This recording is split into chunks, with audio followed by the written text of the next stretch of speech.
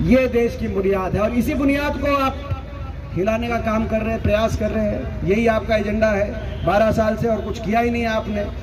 बड़े दुख की बात है, मगर हम कहना चाहते हैं जिस बुनियाद पे देश टिका हुआ है, संविधान की बुनियाद पे, बाबा साहब की प्रतिमा, मैं अपने बड़े बुजुर्गों को नमन करता हूं कि उन्होंने बड़ा सोच समझ के कांग्रेस पार्टी का हमारा कार्यालय बाबा साहब के जो प्रतिमा है उसकी परछाई में यहाँ पे, ताकि बाबा साहब के पीछे हम खड़े हैं, बाबा साहब के संविधान को ठेस नहीं पहुंचने देंगे, यहीं खड़े। इनको बड़ी तकलीफ होती होगी बीजेपी वालों को, लेकिन हम यहाँ से जो है बाबा साहब की सोच को हिलने नहीं देंगे। इस संकल्प के साथ देश के लिए आगे हम कुछ कर पाए, इस समर्पण के साथ। और हमारे प्रदेश का तो क्या हाल है, मैं ज्यादा नहीं कहना चाहता।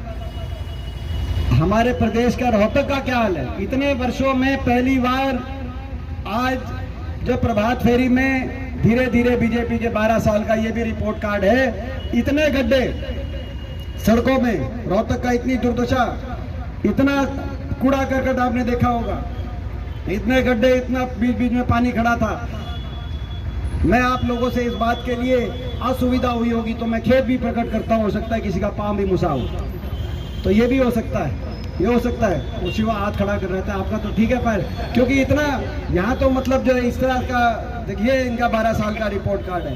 12 साल का रिपोर्ट कार्ड ये है। अभी अंकल बात कर रहे थे कि भाई, ये अंकल कह रहे थे, बत्ता साहब कह रहे थे कि ये हिंदूवाद की बात करते हैं। इन्होंने तो राम मंदिर ही नहीं छोड़ा, इनने तो राम मंदिर नहीं छोड़ा। ये कैसे लोग हैं जिनने राम नहीं बचे, जिनसे जनता क्या बचेगी उनसे।